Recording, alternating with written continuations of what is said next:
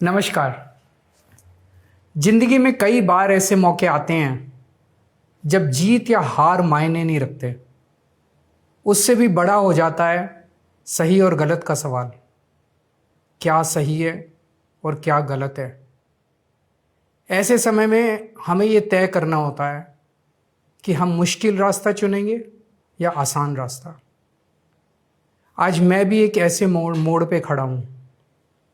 आप सब जानते हैं कि मुझे एक झूठे केस में फंसाया गया, मुझे जेल भेज दिया गया, एक चुनी हुई सरकार को गलत तरीके से गिरा दिया गया, हमें कई महीने जेल में रखा, पर आखिरकार सच की जीत हुई। 27 फरवरी को अदालत ने मुझे पूरी तरह निर्दोष घोषित कर दिया। कोर्ट ने कहा केजरीवाल निर्दोष है, केजरीवाल ने कोई भ्रष्टाचार नहीं किया। कोर्ट ने सीबीआई की जांच पे ही सवाल खड़े कर दिए और जांच अधिकारी के खिलाफ एक्शन लेने के आदेश दे दिए। लेकिन सच का रास्ता आसान नहीं होता। सीबीआई ने तुरंत इस फैसले को हाई कोर्ट में चुनौती दी और ये केस जस्टिस स्वर्णकांता शर्मा जी के सामने लगा। तब मेरे मन में एक बहुत बड़ा सवाल उठा, क्या इनके सामने मुझे न्याय मिलेगा? मेरे मन में ये प्रश्न क्यों आया? इसके कई कारण हैं, पर दो कारण मुख्य हैं। पहला कारण ये कि आरएसएस की जिस विचारधारा वाली सरकार ने झूठे आरोप लगा के मुझे जेल डाला, जज साहिबा ने स्वयं माना है कि उस विचारधारा से जुड़े संगठन अखिल भारतीय अधिवक्ता परिषद के मंचों पे वे कई बार जाती रही हैं। मैं और आम आदमी पार्टी उस विचारधारा के घोर विरोधी हैं। ऐसे में क्या उनके सामने मुझे न्याय मिल सकता है? दूसरा कारण कॉन्फ्लिक्ट ऑफ इंटरेस्ट। कोर्ट में मेरे विपक्ष में केंद्र सरकार की सीबीआई है और जस्टिस स्वर्णकांता जी के दोनों बच्चे केंद्र सरकार में काम करते हैं। उनके दोनों बच्चे केंद्र सरकार के वकीलों के पैनल में हैं। हमारे सामने कोर्ट में दूसरी ओर से वकील हैं सॉलिसिटर जनरल श्री तुषार मेहता जी। तुषार मेहता जी दोनों बच्चों को केस देते हैं। उन्हें कितने केस मिलेंगे, कौन से केस मिलेंगे, ये तुषार मेहता जी तय करते हैं। भारत सरकार के पैनल में लगभग 700 के करीब वकील हैं, लेकिन जस्टिस स्वर्णकांता जी के बेटे सबसे ज़्यादा केस पाने वाले वकीलों में से एक हैं। उनके बेटे को 2023 से 2025 के बीच लगभग 5,904 केस डॉकेट मिले। इससे उनके बेटे को करोड़ों रुपए की फीस मिली। आज की तारीख में उन बच्चों का भविष्य और कमाई दोनों काफ़ी हद तक तुषार मेहता जी पर निर्भर है। तो किसी के भी मन में ये चिंता स्वाभाविक है कि अगर जज साहिबा के बच्चों की कमाई और उनका भविष्य सामने खड़ा वकील तय कर रहा है, तो क्या जज साहिबा उस वकील के खिलाफ फैसला कर पाएंगी? मैं ये स्पष्ट करना चाहता हूं कि मुझे जुडिशरी पे पूरा भरोसा है। मैं जुडिशरी का बहुत सम्मान करता हूं। जब मेरे खिलाफ गलत साजिश हुई तो हमारे देश की जुडिशरी ने ही मुझे न्याय दिया था। जब मुझे झूठे केस में गिरफ्तार किया गया तो इसी जुडिशरी ने मुझे बेल दी थी। इसी जुडिशरी ने मुझे उसी झूठे केस में दोष मुक्त करार किया है।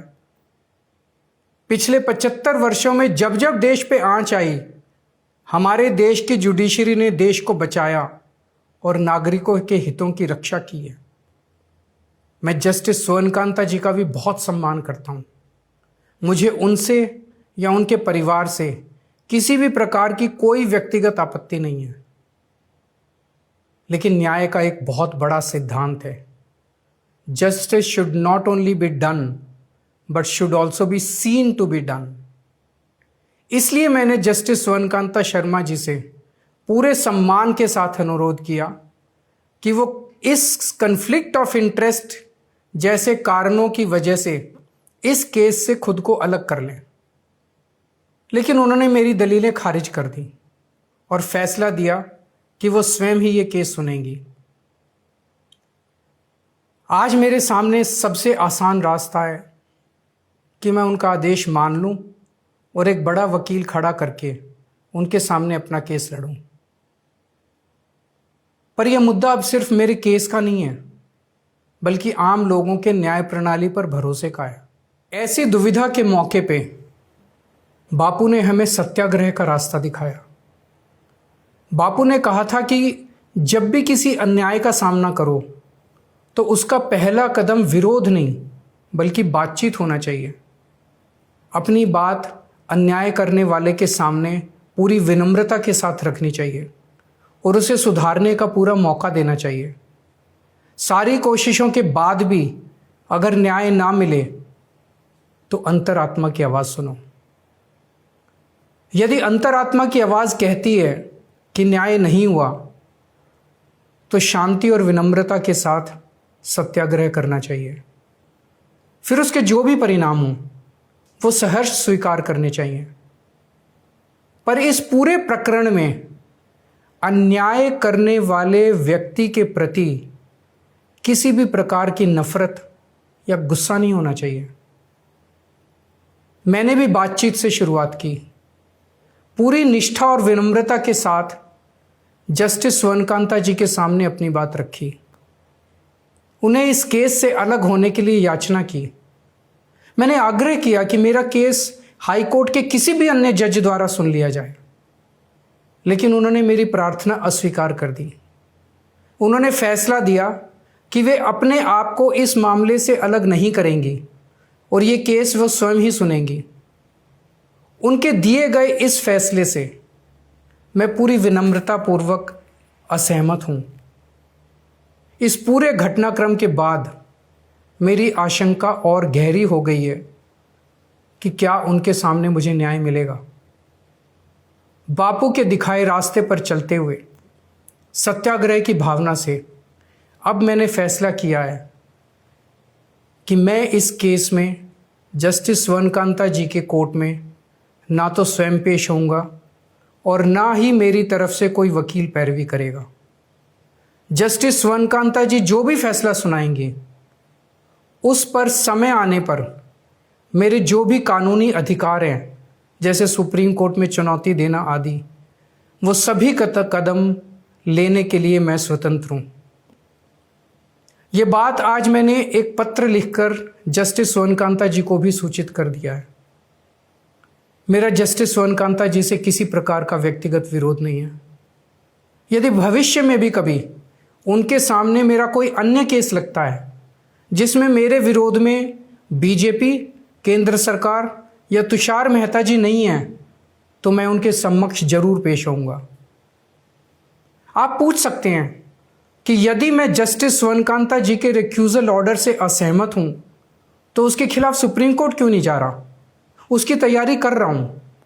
ये पूरा मामला बहुत नाजुक और संवेदनशील है। कानून को ध्यान में रखते हुए, जुडिशरी के सम्मान को ध्यान में रखते हुए और लोगों के न्याय व्यवस्था पर भरोसे को ध्यान में रखते हुए एक एक कदम उठाना है। मैं ये कदम अहंकार या किसी विद्रोह या विरोध की भावना से नहीं उठा रहा। इस कदम के जरिए मेरा मकसद देश की कानून प्रणाली को चुनौती देना भी नहीं है और ना ही मेरा मकसद न्याय व्यवस्था का अपमान करना है। इसी केस में मैंने हर स्टेज पे, हर अदालत में अपना पूरा सहयोग दिया है। मैं न्यायपालिका का बहुत सम्मान करता हूँ। इसी न्यायपालिका की वजह से आज मैं आज़ाद घूम रहा हूँ। मेरा सिर्फ और सिर्फ इससे एक ही मकसद है, देश की न्याय व्यवस्था पर लोगों के भरोसे को और मजबूत करना, लोगों में ये अटूट विश्वास भरना कि ज़रूरत पड़ने पर हमारे देश की न्याय व्यवस्था से उन्हें न्याय ज़रूर मिलेगा। जय हिंद।